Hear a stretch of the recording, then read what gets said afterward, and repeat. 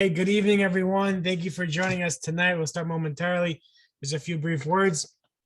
This is being presented by the Chazak organization. This is part two of the 30-minute Hilchot Shabbos refresher for women. This is part two. We had a great success for the first year, and we're gonna continue and try to really be refreshed about all the tremendous laws of Shabbat. And above where you're watching right now is a chat box where you all you have to do is just put in your name, or you can just write anonymous, and then you can just type in your Hilchot Shabbos question, either just general, any question about Shabbat, or maybe it's something particular the Rabbi mentions tonight.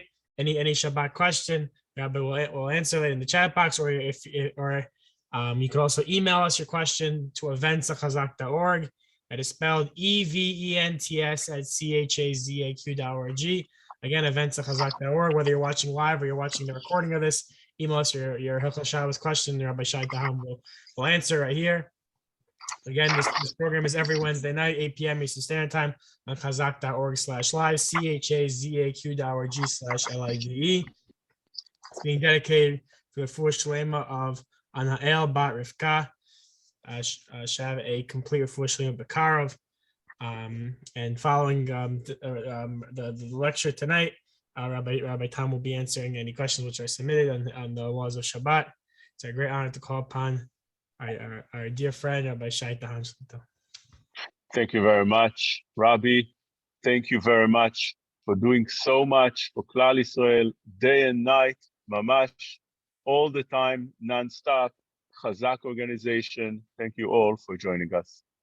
Be'ezrat Hashem Yitbarach, today we like to continue the halachot of Shabbat.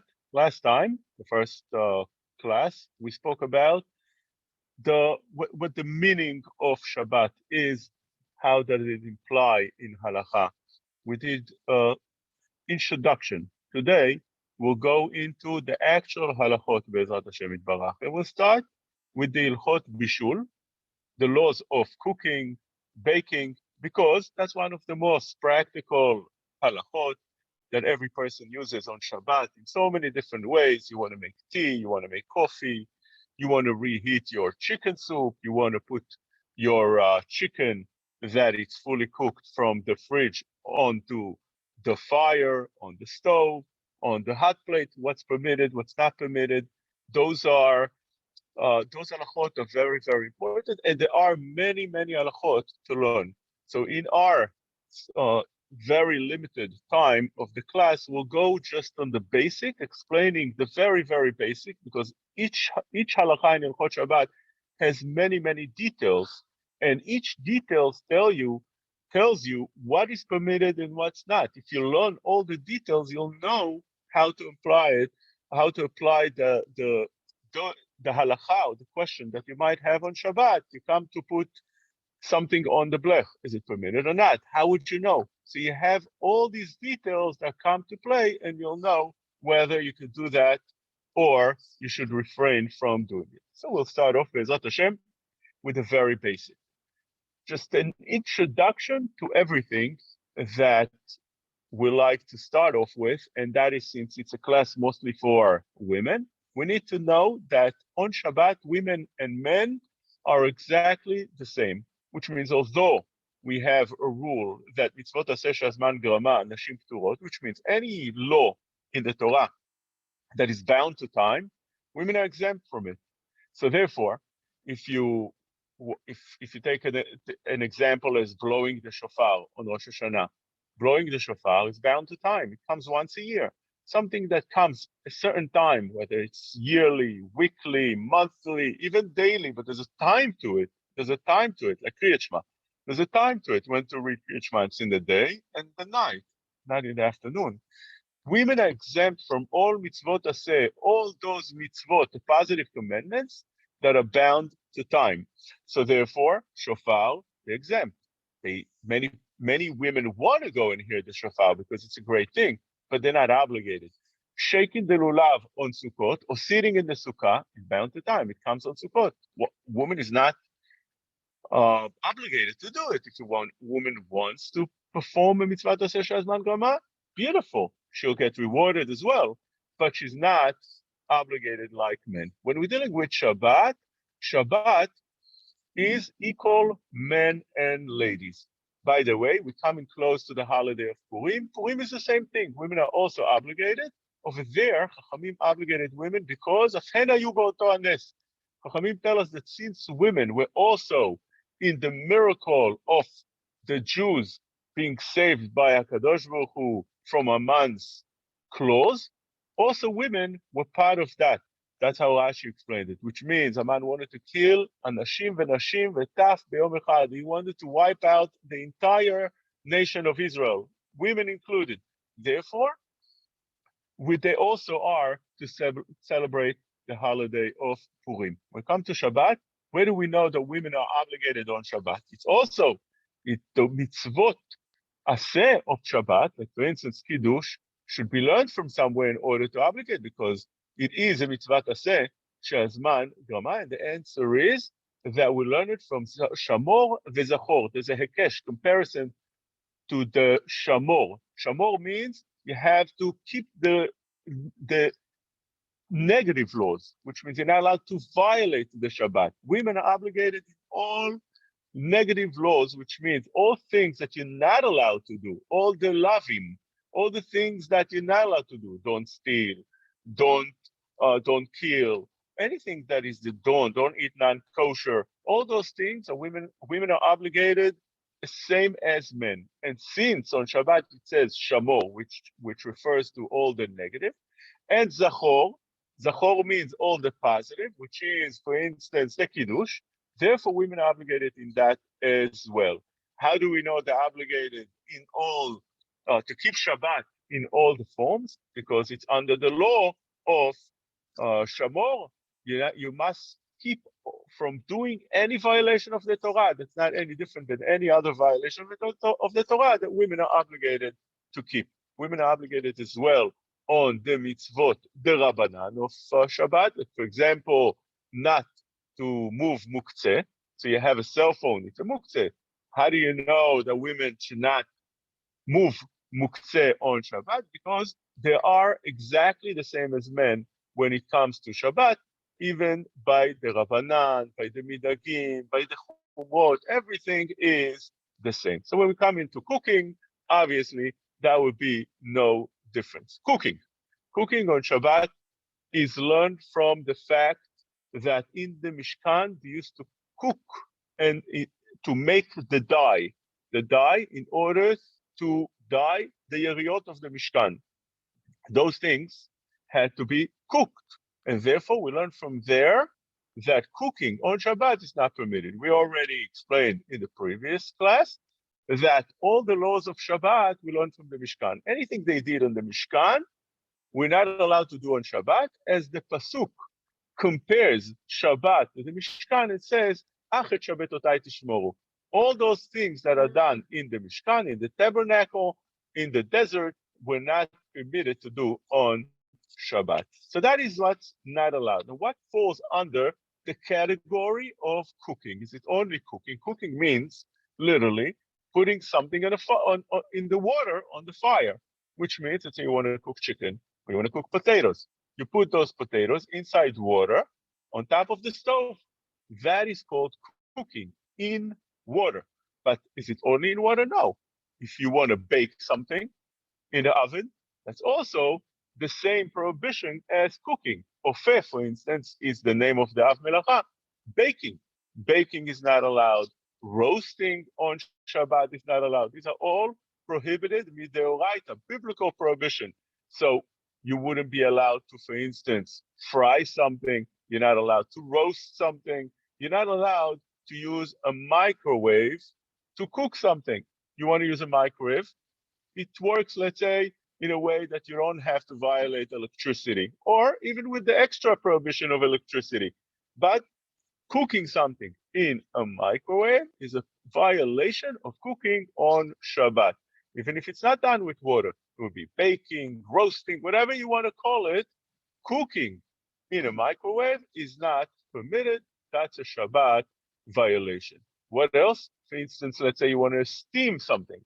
You put it on the steam, you want to smoke something.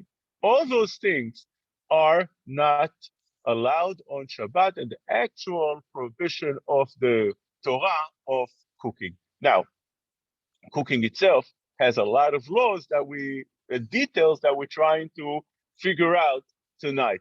But those are the mechanisms. Any mechanism that would change the form of what you're trying to cook goes under the category of cooking. What do I mean by changing the form? When you take, for instance, a raw potato, you can't eat. Even if you could eat, it doesn't make a difference. But it's a raw potato. When you bake it, when you cook it, you are changing the form from being hard and not being able to eat it to something soft and tastes good. That is called cooking. Same thing, for instance, with chicken. You take chicken, even though let's say it's soft beforehand, but when you cook it, you change the form of it, and it becomes also asur. Not only when you're changing the form, that is when we're talking about solids, but in liquids, for instance, even if you don't change the form of something, you just heat it, that's already considered cooking. Therefore, if you take water and you put them on the stove on the fire, that doesn't change the way the water, the form of the water. You had before water, and now you have water. You had it cold, now it's hot. Heating up liquid is also under the prohibition of cooking on Shabbat, although it didn't change the form. So we see there's something that is called changing the form by softening it normally, and something that doesn't change the form, like those liquids, which will not be permitted. And they do have differences in halakha that we'll figure out soon. But let's say one difference between the two. You see that since something that is solid changes form, therefore the halakha is that en bishul achar bishul bedavar yavesh, which means if you took potato and you cooked it, fully cooked, 100% cooked before Shabbat, you're allowed to take it now on Shabbat and recook it. Now, we'll see the details of it, but if you're doing it, you're not violating a sur of cooking because it was cooked already. And something that is cooked, you can't recook. It was cooked once. That's it. It's cooked forever. That is called en bishul achar bishul.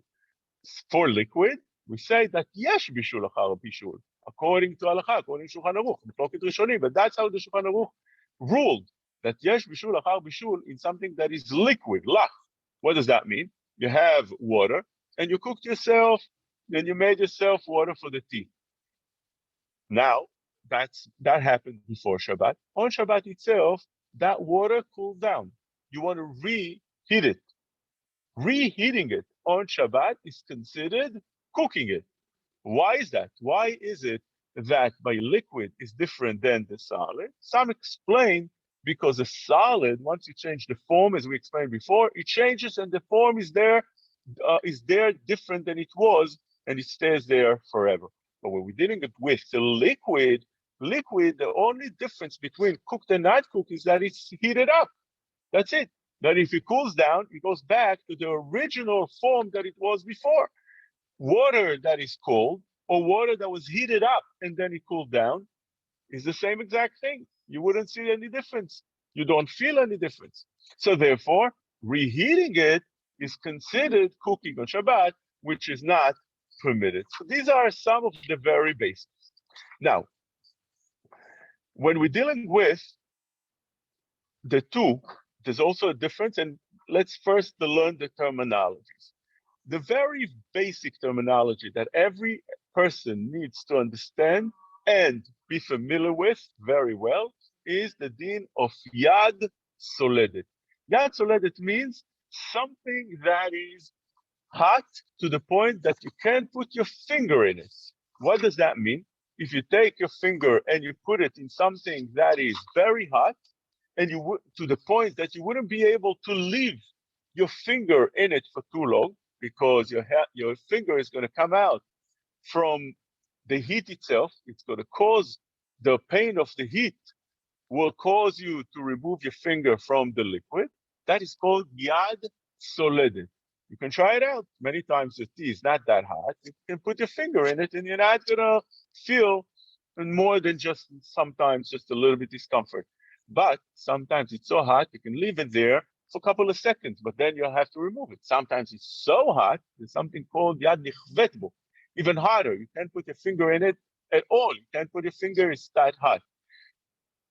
According to halacha, the term yad soledet means that it is able to cook. Less than yad soledet is not able to cook. So every person, when it comes to the laws of Shabbat, he needs to know what's in front of him. Is the liquid that's in front of him, or the heat that's in front of him, is yad soledet, is such that your finger would be removed from the heat, or it's not yad soledet. Not yad soledet is permitted. Yad soledet, now you have already questions. You have to put other details as well to the equation that we'll learn soon. But first of all, you have the first thing that would make it asur, a prohibition, and you'll have to look into making sure that you're not violating cooking on Shabbat. What is the heat of yad soledet? I told you how Chazal view it. You put your finger and you have to remove your finger from the heat. But how do you measure that? What is that today? If you want to take it in Fahrenheit or in you want to measure in Fahrenheit or you want to measure in other terms. So we say that 40 to 45 degrees is already considered Celsius, is considered already something that can cook. There's differences in the poskim, whether it's 40, 42, 43, 45. In Fahrenheit, if you take 40, for instance, it's 104 degrees Fahrenheit, and 45 is 113 degrees Fahrenheit. And like I said, it's a machloket, so you don't want to come close to that in order not to violate any of their opinions with dealing with a Chilul Shabbat. So let's say you have a potato that's raw, or something, potato that's raw, let's say you don't deal with on Shabbat, but you have, let's say, something that you do. You have an apple, okay, and you want to heat up the apple. Can you put it in something that is that high? The heat of it is that high. It's 40 to 45 degrees. It's like I said, 104 to 113 Fahrenheit. Can you put it there? Of course, you want to stay away from it because putting it on top would cause it to be cooked, and you are violating the issur of cooking on Shabbat. What about if you put it there just to heat up a little bit, but you're not going to leave it there until it actually cooks? Well, over here we come to a second important thing, and that is, in order for something to cook, it's not only that you need to have the yad soledet, but also you need to have a certain change in the food item. How much of the change do you need? It's called, the term being used for changing is kema'achal ben dorsai. What does that mean, kema'achal ben dorsai?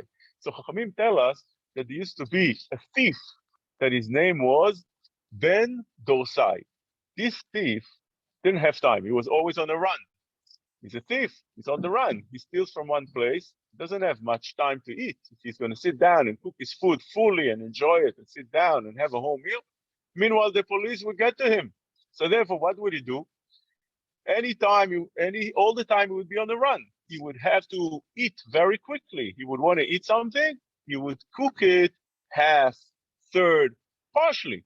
Whether it's half or third, it's a machloket, the Rambam or Rashi. How much is kemachal ben dorsai? But we learn from it that since it's able to be eaten at such a degree, such a level, at the level of the thief ben dorsai, we learn from here that this is the amount that one needs to be careful not to reach, because that will be already cooking on Shabbat. The Rambam says that cooking half of it would be, which means it's half ready. If it's half ready, it's already considered kemachal ben dorsai. It's considered cooked on Shabbat. Rashi says third ready. If it's third ready, it's already considered cooked on Shabbat, and you violated the issur of cooking on Shabbat.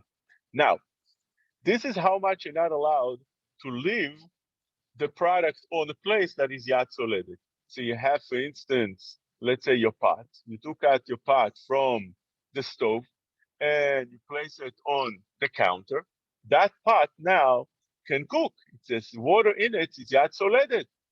If you put in there an egg, for instance, and you leave it there until it's third cooked, that is a violation of cooking on Shabbat. That concept is very important. I'll review that again and say, you need to have what we learned up to now, yad soledet, in order to be able to cook. How much is yad soledet? It's about 40 to 45 degrees. It's differences in the poskim, how high the level of heat should be. In Fahrenheit, it would be 104 to 130. And when we're dealing with the item being cooked in such a high level heat, it needs to be there for the period of how long? Until the thing is third cooked. We go like Rashi in that Lechuma. Third cooked, that would be already prohibited. You violated the issur of cooking on Shabbat. Now, when you have such a thing, don't get it wrong. If you had something that was cooked already before Shabbat, let's say up to a third, or up to half, like we explained the second opinion, the opinion of the Ram. So you had, let's say, an egg. You cooked the egg, half cooked. It's not fully cooked. It's still somewhat raw. You open the egg, you see that it's not fully cooked. It's not the way you would eat it. Or some people like raw eggs. They don't like fully cooked. They say leave it half cooked, raw. So, but it's not cooked. It's not 100% cooked. Such a thing, although in halacha one would violate the issur if he cooks it to that level, but there is still a prohibition to continue cooking it.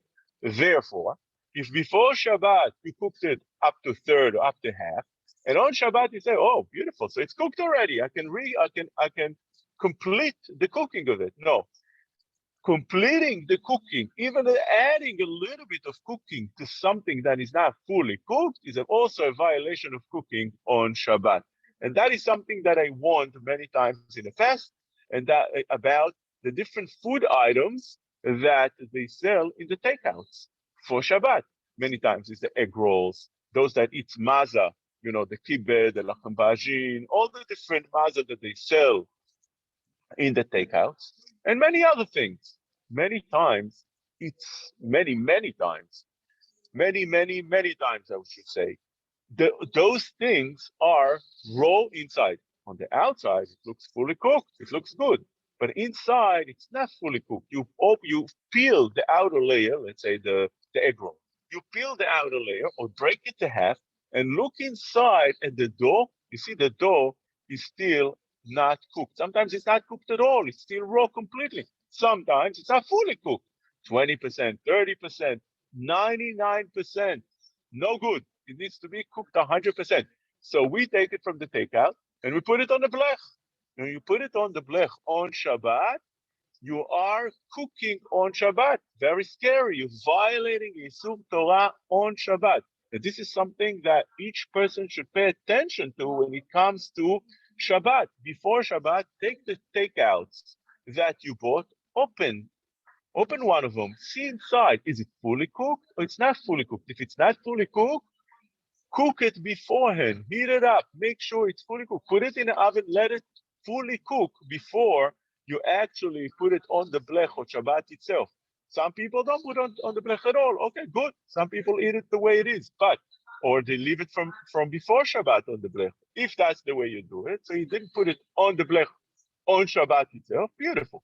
But if you're planning to put it on the blech on Shabbat, you have to make sure that the things that you're taking are completely cooked, 100% cooked. Otherwise, you are running into questions. But there are some implications. Once we spoke about this idea of ben dorsai, something that is ben dorsai, which means third cooked or half cooked, you still have some leniencies because we said there's a machloket poskim over here. Since there's a machloket poskim, whether half cooked or third cooked is sufficient, or you need to have fully cooked. It's machloket in the Mishnah, Hananya and Chachamim. Whenever you have a machloket on Shabbat, you have some leniencies that you can apply. For example, If you have something like that, that is third cooked or half cooked, one is permitted, although he himself is not allowed to put it on the blech, he's not allowed to put it on a hot plate, he's not allowed to put it on anything that might add cooking to it, but he's permitted to ask a goy to help him out with it. So let's say a person has in the house a lady that's helping out around the house, that's not Jewish, he's allowed to ask her, do you mind putting it on the blech? He's allowed to ask her straight out, because there's a machloket of poskim in it, if something that is half cooked or third cooked is enough, or you need to be fully cooked. We hold la halakha, it needs to be fully cooked, but we can rely on the other poskim concerning asking the goy to put it on the blech for us. That's something interesting that one needs to know. Secondly, another implication, what we call nafkamina, something that we can take home and apply it on Shabbat, is if a person by mistake put something like that on a fire. I'll give you an example, which is very common, and a person needs to pay attention to that as well. On Erev Shabbat, our chulant, usually, our chamin, is not yet fully cooked. Usually, it's not yet fully cooked. And therefore, one is not permitted to open up the lid and then put it, he's allowed to open it up, but he has to leave it open, because once he'll put back the lid on top of the hot plate, what would on the let's say crock pot, whatever, wherever he has the children, what would happen is he's gonna cause it now to cause the food to become cooked quicker, and therefore quickening the process of cooking is a violation of cooking. Not allowed to do that. Remember, on Erev Shabbat, in many houses, the chulant, the chamin, is not yet fully cooked. If you open up the cover to see what's there, and then you close the cover, closing the cover would cause it now to get the chamin quicker cooked. Why is that?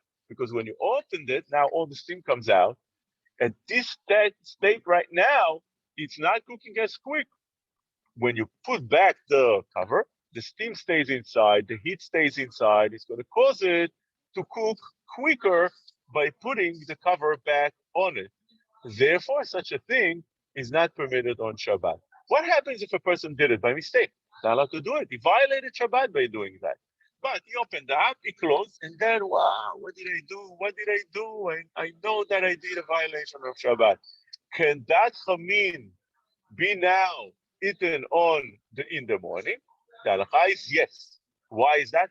Because since the chamin was cooked already, third or half cooked, therefore we can apply the leniency to rely on those poskim that say that that is considered already cooked enough. Since eating something that was cooked on Shabbat is only the Rabbanan, the act of cooking is the Oraita, is biblical prohibited. But to benefit from something that was cooked on Shabbat is rabbinical prohibited. And therefore, if a person violated a rabbinical prohibition, and there are difference of opinions in it, like here, the chamin was partially cooked, and therefore some say that that's sufficient. For that, you would be considered good enough to benefit from that chamin on Shabbat. B'ezrat Hashem Yitbarach, let's answer some of the questions on our quick review on Hilchot Bishul, or any other question that's not Nogea Hilchot Bishul. Let's see what's there. Okay, so before we get to the questions that are in the box, so I wanted to ask maybe a practical question. That sometimes, let's say you get up Shabbos morning, or let's just say right after davening Shabbos morning, and you have like the cholent. You can't hold yourself, and you want to see the cholent, or and then like let's say the steam comes out, or maybe you want to even let's say like mix it when it's in the bowl. So two-part question. Number one is it before you were saying that you're not allowed to do that, but is it different later because it's already fully cooked? And number two is about like scooping inside and taking out, and how does that work? Very good. So the first question, beautiful questions, and we'll get to it, B'ezrat Hashem, but I'll answer you for those two questions. First question was, about the morning. The morning, usually it's already fully cooked, 100% cooked. There's no question about it.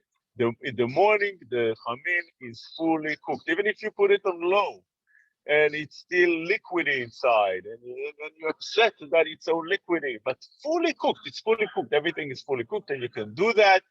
That's without any doubt. By the morning, it's completely cooked. Secondly, can you scoop something out, or can you stir something?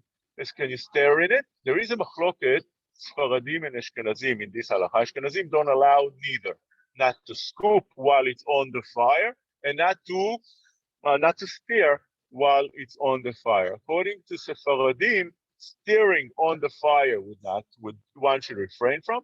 But scooping while you have still, let's say, the crack pot, it's still on the base. You're allowed to scoop out of it, and that's not part of the issue of cooking. Even for Ashkenazim, it's hard to understand what should be the violation. The Mishnah Berurah in the end of Shin Yud asks the question. He says, why is it that you think that something is not fully cooked over there, that scooping would help out the cooking? Because that is the violation. What's the violation of scooping something from the pot? The violation is that we're afraid that something is not fully cooked over there. And by scooping, now you have less food. You're causing the steam and the heat to hit that uncooked item that's there quicker. Says the Mishnah Berurah, it doesn't understand, although it's asur, because that is the halacha that was written. But he says he doesn't understand. By the morning already, everything is fully cooked. How could there be any problem with such a thing? We even allow to recook it. If you take it out, you're allowed to put back in the place that would be permitted to put.